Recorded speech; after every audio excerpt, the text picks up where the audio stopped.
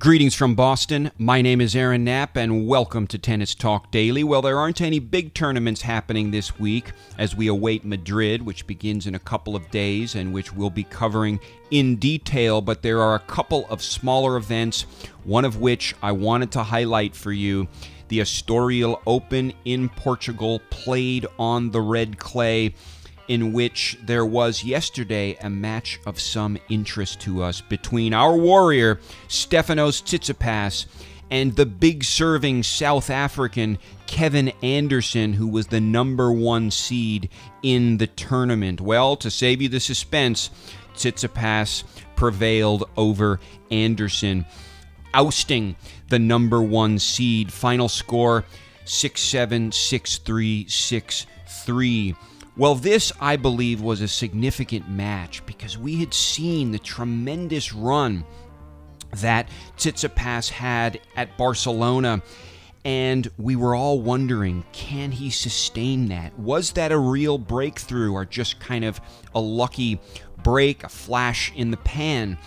But the match with Anderson, a top 10 player, again, the #1 seed in the Estoril Open, was something I believe that demonstrated that Tsitsipas is probably here to stay, folks. He is going to be around. I think this was a real breakthrough for him, and he may very well do the job that needs to be done on clay this year. There are a couple more opportunities, and today he was able to prevail over one grunting Spaniard by the name of Roberto Carreno-Busta. Final score in this match, a little more difficult actually for Tsitsipas, was 6-7. Again, he lost the tiebreak in the first set. Then he cleaned up in the second set, 6-2. And then Carreno-Busta was able to take Tsitsipas to the tiebreak in the third set, in which Tsitsipas looked a bit weak in the beginning of the tiebreak, but then he held it together, fought hard, executed some amazing shots, including a diving backhand volley that looked a lot like Boris Becker. Well, again, it showed a lot of psychological fortitude on the part of Tsitsipas, and it shows that he's here to stay. I love watching this kid play. I love his ground strokes. I love his attitude, and I think he is a rising star. So we will be keeping a close eye on him. It looks like he'll be facing Hao Sousa, or he will be facing Hao Sousa, who dealt out a bagel in the final set to Kyle Edmund in the semifinal.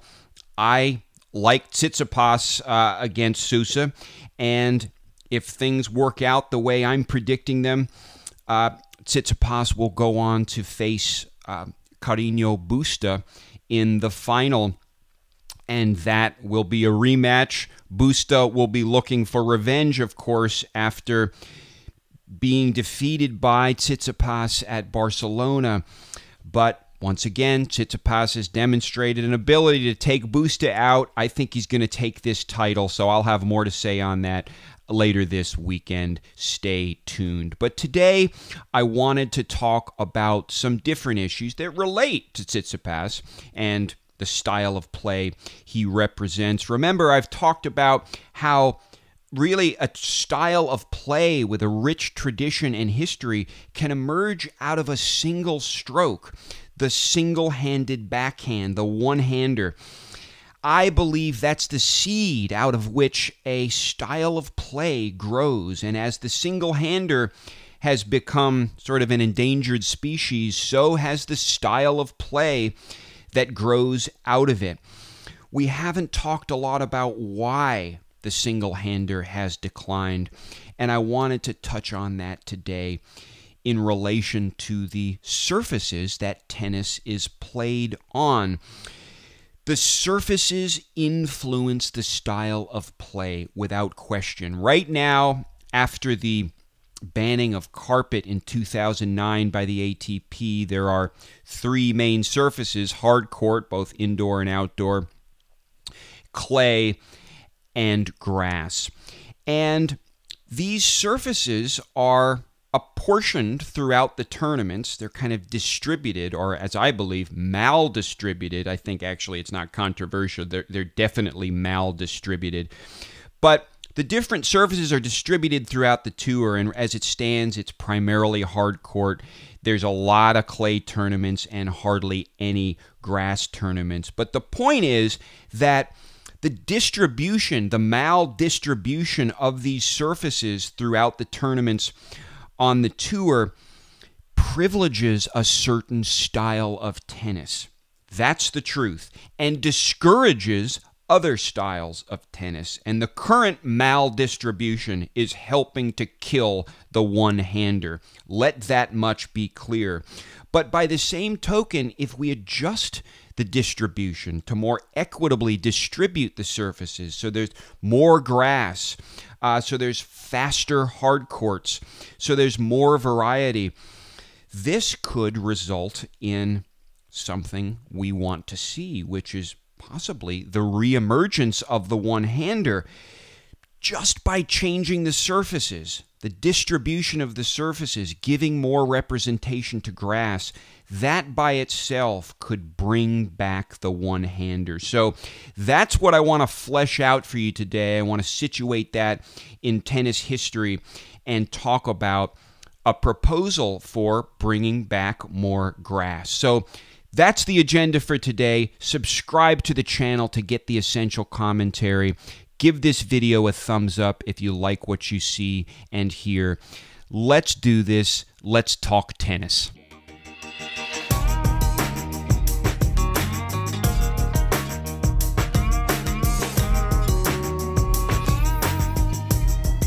When the game of tennis was first invented in the late 19th century, it was called lawn tennis to distinguish it from an older game called court tennis or real tennis, which was played indoors on hardwood. But tennis as we know it was created on grass. Grass was the original surface.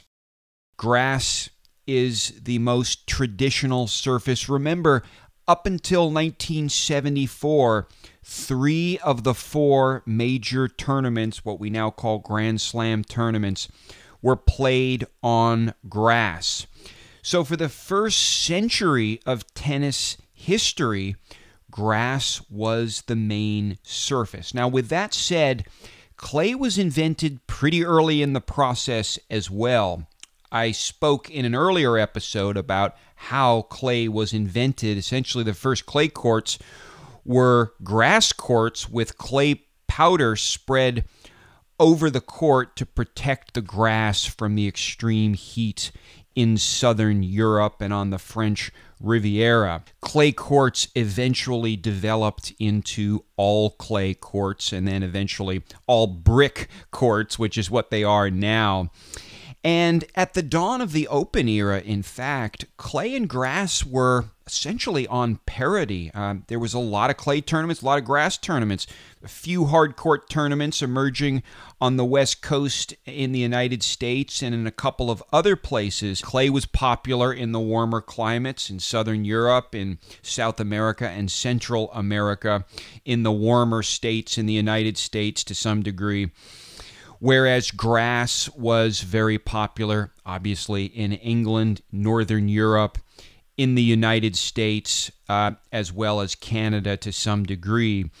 But again, at the dawn of the Open era, they were kind of on parity. They were kind of equally distributed, even though grass was seen as the most traditional, the most historically based, and probably the best surface, according to a lot of the players. But clay was a respectable surface that had pretty much of an equal presence with grass at the dawn of the Open era. And in fact, as we go into the 1970s, clay reached a sort of heyday in the mid-70s where there was an enormous amount of clay tournaments.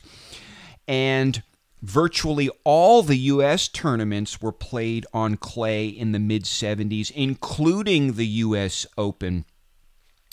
At precisely the same time the clay heyday was occurring, it's interesting because the two-handers start to emerge as credible and very effective players. It becomes a stroke that's accepted. Cliff Drysdale had the two-hander in the 60s, but it became accepted when Borg emerged, when Connors emerged, and of course when Chris Evert on the women's side emerged. All of them were great clay court players, particularly Borg and Evert.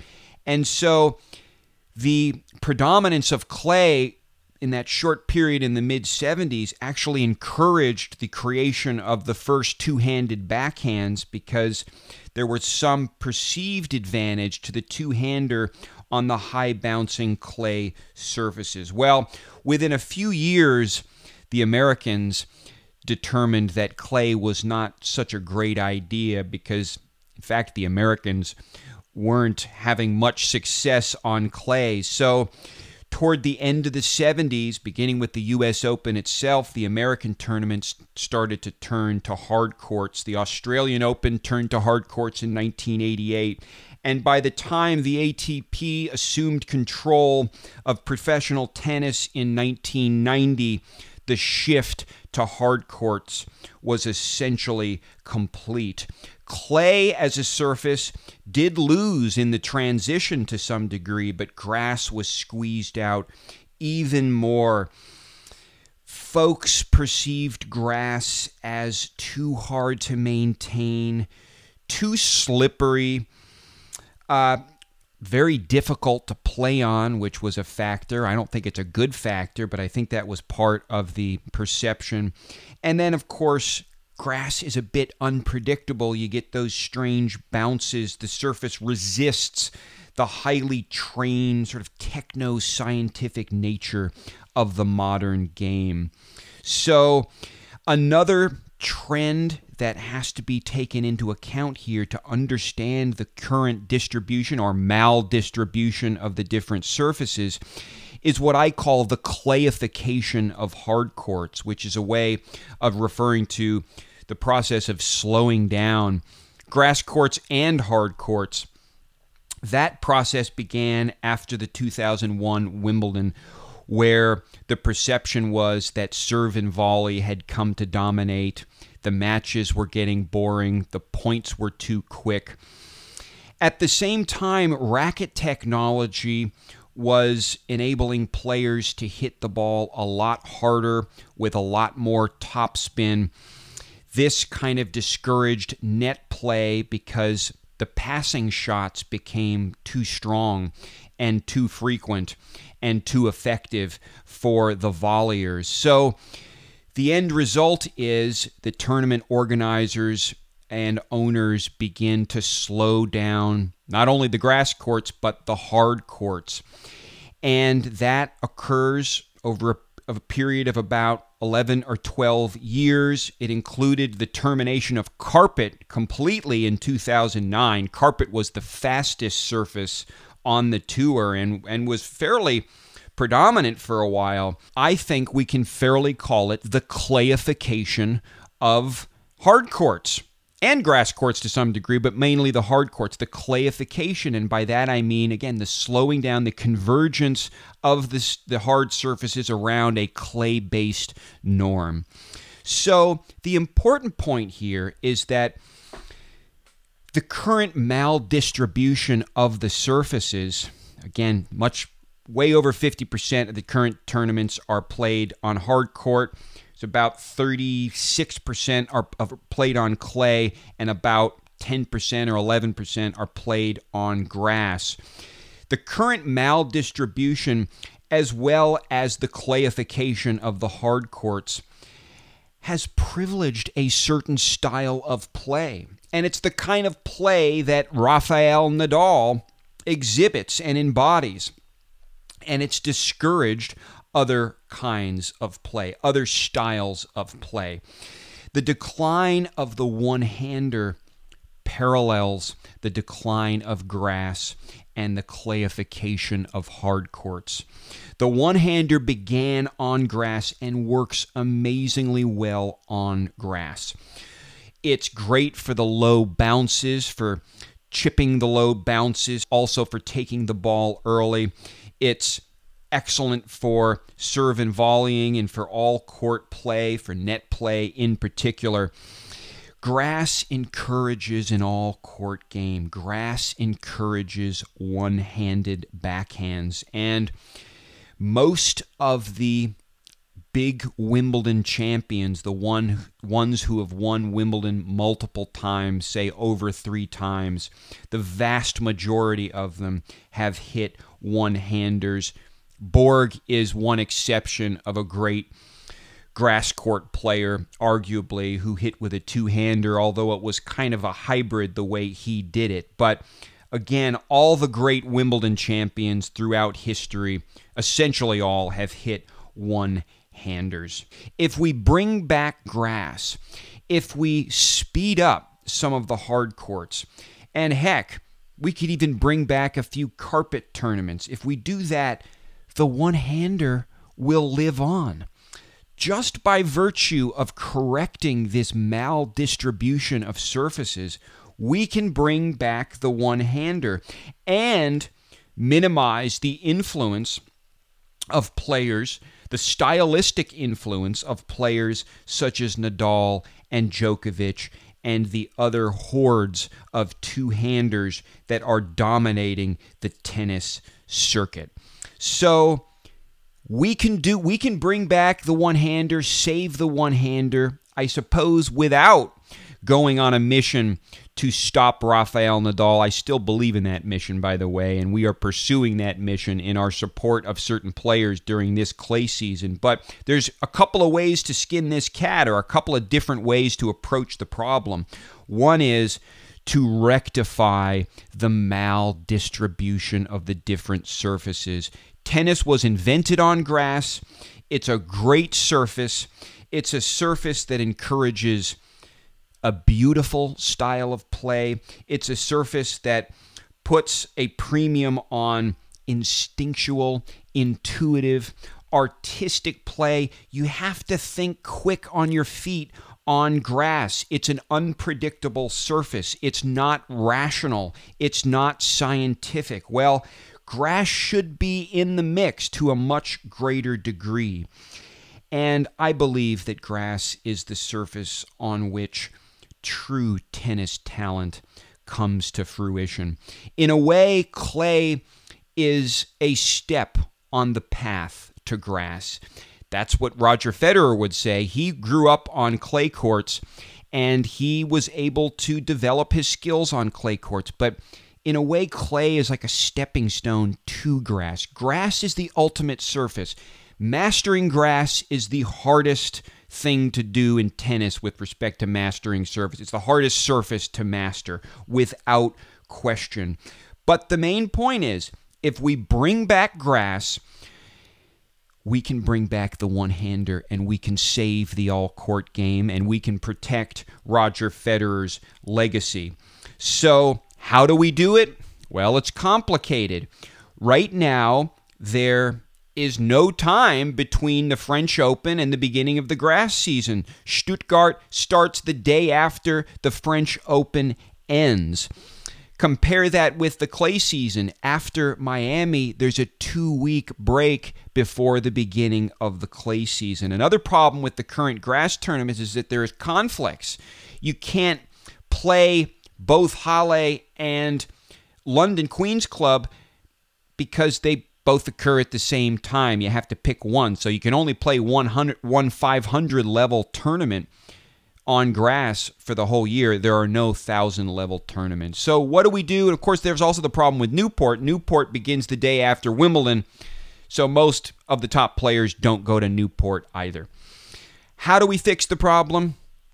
We need to extend the grass season straight through July to begin with. Get rid of those clay tournaments in July. Replace them with grass tournaments. There's already some momentum to do this. There was a new grass tournament created a few years ago, and Stuttgart, remember, just changed from clay to grass a couple of years ago. So this can happen. The grass season can be extended, and we can add some more grass tournaments in over the course of the year. Listen, that alone can save the one-hander. That alone will minimize the influence of the Nadal mechanical, muscular, unbeautiful style of play. That alone can bring back the all-court game and save the all-court game. Let's have a discussion about this. What do you guys think? And in particular, in terms of the pragmatic element, what kind of proposal should we put together? I mean, I'm kind of phrasing it in general terms. Extend the grass season throughout July. Well, that's actually not quite enough. It's a start, but it's not quite enough. How do we do this? Let's get a specific proposal together and start campaigning for it. We can have an influence here, and this can have a real effect. And we'll be fighting for tradition, fighting for history, fighting for the greatest surface, the greatest tennis surface ever invented. It's not a predictable surface. It's not very easy to maintain, but it is the greatest. It's the original surface. It's the hardest surface to master, and it's the one that encourages, I think, the most beautiful style of tennis. Let's get into a discussion. What do you think about these comments? Drop a comment. I want to hear your views, even if you disagree. Let's work this out. I will be back very soon to comment more on the Estoril Open. And of course, we're going to be doing detailed coverage of Madrid next week. Subscribe to the channel. Give the video a thumbs up. Look forward to talking with you soon. Bye.